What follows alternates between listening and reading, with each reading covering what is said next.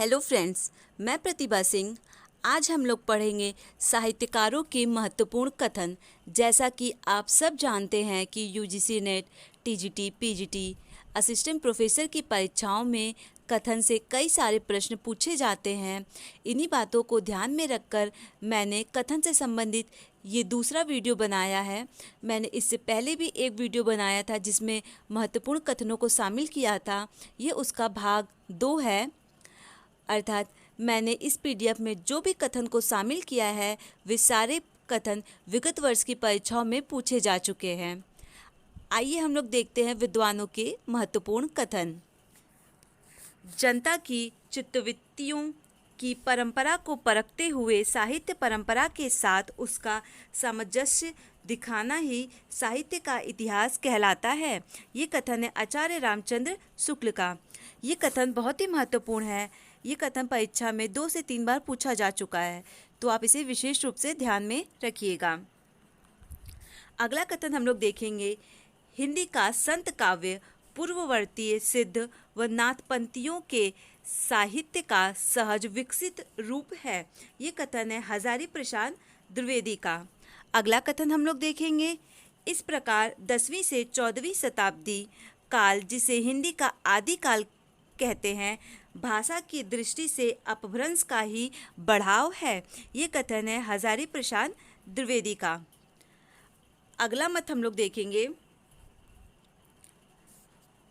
उस समय जैसे गाथा कहने से प्रकृति का बोध होता था, किसका बोध होता था? प्रकृति का बोध होता था। वैसे ही दोहा या दूहा कहने से अपभ्रंश या प्रचलित काव्य भाषा का पद्य समझा जाता है। ये कथन है आचार्य रामचंद्र शुक्ल का। ये प्रश्न यूजीसी नेट की परीक्षा में एक बार पूछा जा चुका है। अगला प्रश्न देखेंगे हम लोग, गाथा को प्रकृति तथा दोहा को अपभ्रंश का मुख्य चिन्ह किसने माना है? तो माना है हजारी प्रसाद द्विवेदी ने। ये कथन भी यूजीसी नेट की परीक्षा में पूछा जा चुका है, तो आप इसे भी विशेष रूप से ध्यान रखिएगा। अगला कथन हम लोग देखेंगे, जिस समय मुसलमान भारत में आए थे उस समय सच्चे धर्म भाव का बहुत कुछ हास हो चुका था। परिवर्तन के लिए बहुत बड़े धक्के की आवश्यकता थी। ये कथन आचार्य रामचंद्र शुक्ल का है। ये कथन पीजीटी की परीक्षा में पूछा जा चुका है। अगला कथन हम लोग देखेंगे, हिंदू समाज में नीची से नीची समझे जाने वाली जाति भी अपने से नीचे एक और जाति ढूंढ लेती है। ये कथन है हजारी प्रसाद द्विवेदी का। ये कथन तो बहुत ही महत्वपूर्ण है और हिंदी साहित्य की कई परीक्षाओं में लगातार ये कथन देखने को हमें मिल जाते हैं। आगे हम लोग देखेंगे,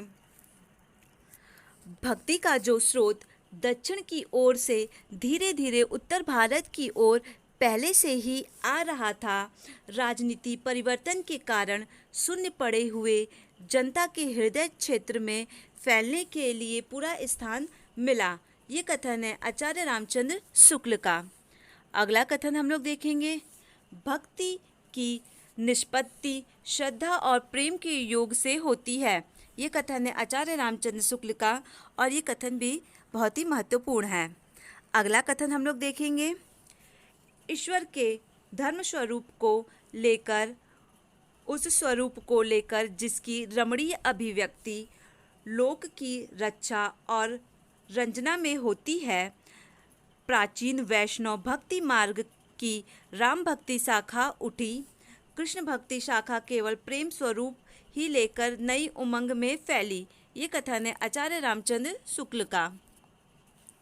अगला कथन हम लोग देखेंगे, अपने पौरुष से हताश जाति के लिए भगवान की शक्ति और करुणा की ओर ध्यान ले जाने के अतिरिक्त दूसरा मार्ग ही क्या था? ये कथन है आचार्य शुक्ल का।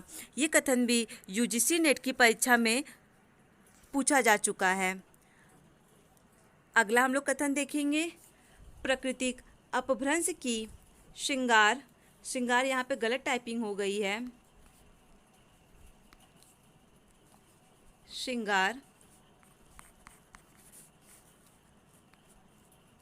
श्रृंगार प्रधान कविता की प्रक्रिया में भक्तिपरक रचनाओं को बढ़ावा मिला। ये कथन है हजारी प्रसाद द्विवेदी का। अगला कथन हम लोग देखेंगे, लेकिन जोर देकर कहना चाहता हूँ कि अगर इस्लाम नहीं आया होता तो भी इस साहित्य का 12 आना वैसा ही होता जैसा आज है।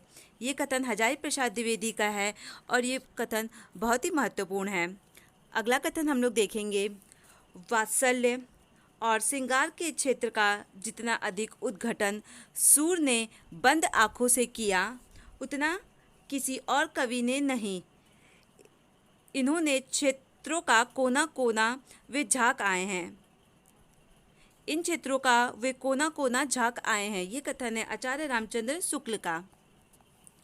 अगला कथन हम लोग देखेंगे, आचार्यों की छाप लगी हुई 8 वीणाएं श्री कृष्ण की प्रेम लीला का कीर्तन करने उठी, जिसमें सबसे ऊंची सुरीली और मधुर झनकार अंधे कवि सूरदास की वाणी की थी। कथन है आचार्य शुक्ल का। इन कृष्णोपासक वैष्णव कवियों ने जीवन के प्रति अनुराग जगाया या कम से कम जीने की चाह बनी रहने दी। ये कथन भी आचार्य रामचंद्र शुक्ल का है।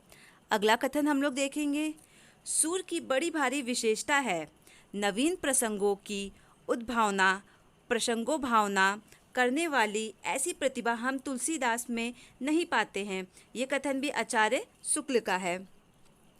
अगला कथन हम लोग देखेंगे, जिस समय मुसलमान भारत में आए उस समय सच्चे धर्म भारत का बहुत कुछ हास हो चुका था। परिवर्तन के लिए बहुत बड़े धक्के की आवश्यकता थी। ये कथन है आचार्य रामचंद्र शुक्ल का। अगला कथन हम लोग देखेंगे, प्रबंधकार कवि की भावुकता, क्या लिखा है यहाँ पे, भावुकता का सबसे अधिक पता यह देखने से चल सकता है कि वह किस आख्यान के अधिक मर्म स्पर्श स्थलों को पहचान सकता है या नहीं। ये कथन है आचार्य शुक्ल का। अगला कथन हम देखेंगे, तुलसीदास जी उत्तर भारत की समग्र जनता के हृदय मंदिर में पूर्ण रूप प्रेम प्रतिष्ठा के साथ विराजमान रहे थे। ये कथन भी आचार्य शुक्ल का है। अगला कथन हम लोग देखेंगे, कबीर ने अपनी झाड़ फटकार के द्वारा हिंदुओं और मुसलमानों के कट्टरपन दूर करने का जो प्रयास किया है वो अधिकतर चिढ़ाने वाला सिद्ध हुआ, हृदय को स्पर्श करने वाला नहीं। ये कथन है आचार्य रामचंद्र शुक्ल का और ये कथन भी बहुत ही महत्वपूर्ण है, तो आप इसे भी विशेष रूप से ध्यान में रखिएगा।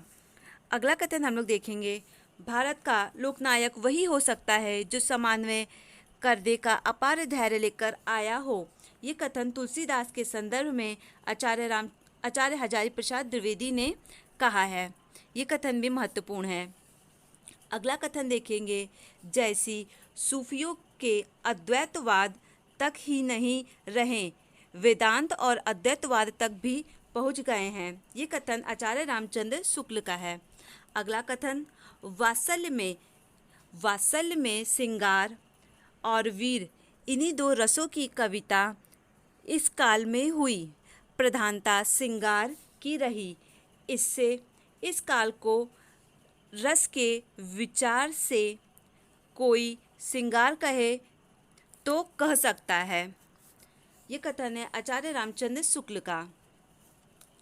केशव को कवि हृदय नहीं मिला था, उसमें वह सहृदयता और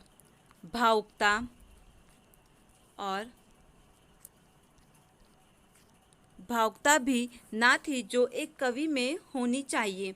ये कथन है आचार्य रामचंद्र शुक्ल का।